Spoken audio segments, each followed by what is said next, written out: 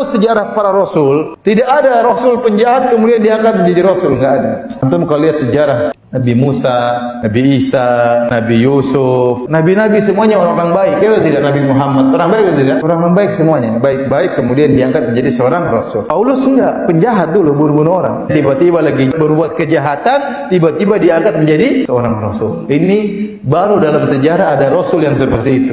Aneh ya. Bersiaplah kalian semuanya, akan aku bangunkan. Sekarang saya tanya sama kamu Nanda, apa motivasinya Paulus jadi rasul palsu? Coba kamu jelaskan dulu, modus dia apa? Adakah dia supaya dia jadi kaya raya? Adakah dia menumpuk hartanya? Malahan dia menjadi orang susah. Ketika dia jadi rasul, ketika dia jadi pengikut Yesus, malah beberapa kali dia dipenjara, berapa kali dia dianiaya orang. Adakah dia ngumpulin koleksi istri banyak? Kagak.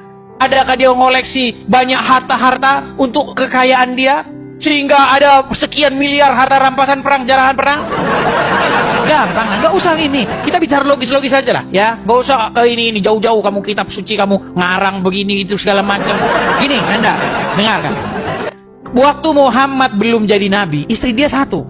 Ketika dia jadi nabi, istrinya banyak. Tuh. Waktu Muhammad belum jadi nabi, dia nggak pernah ngambil harta jarahan perang. Ketika dia jadi nabi, harta rampasan perang 5%, 1/5 untuk dia. 1/5. Apalagi?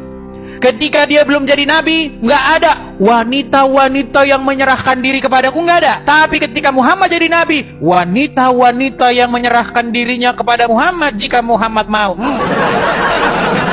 Sudahlah Nandar, nanti kalau kita terusin nggak kuat, nanti umatmu nggak kuat, ya. Kalau saya bongkar nanti agamamu, umatmu makin nggak kuat.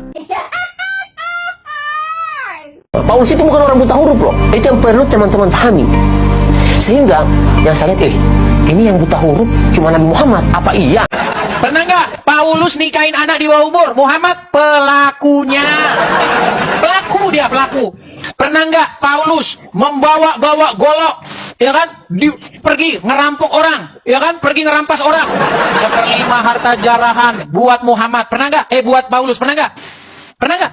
Ada nggak Paulus membawa laskar-laskar pasukan untuk menjarah satu kaum, lalu jarahannya itu 1/5 untuk Paulus? Pernah nggak?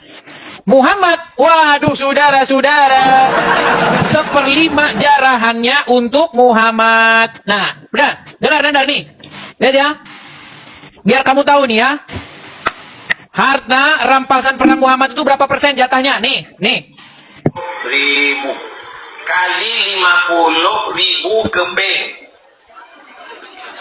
212 miliar 500 juta. Harta rampasan perang Badar 212 miliar 500 juta. Berapa jatah Nabi? Berapa jatah Nabi Nanda? Berapa jatahnya Muhammad Nanda? Hasil rampasan perang ghanimah. Aduh kamu Nanda. Apakah ada Nabi yang kena sihir? Coba, pernah nggak Paulus kena sihir? Tidak pernah, tapi Muhammad. Apakah Muhammad kena sihir, saudara-saudara? Oh, mau nangis Nanda nanti nih ya, nih. Apakah Muhammad kena sihir? Kita lihat. Kalau kita ada dasarnya semua nih. Nabi SAW pernah disihir oleh Lubab bin Ansam, orang Yahudi. Ya, Nabi SAW sebulan teman-teman nggak sadar, nggak tahu apa. Waduh, kena sihir.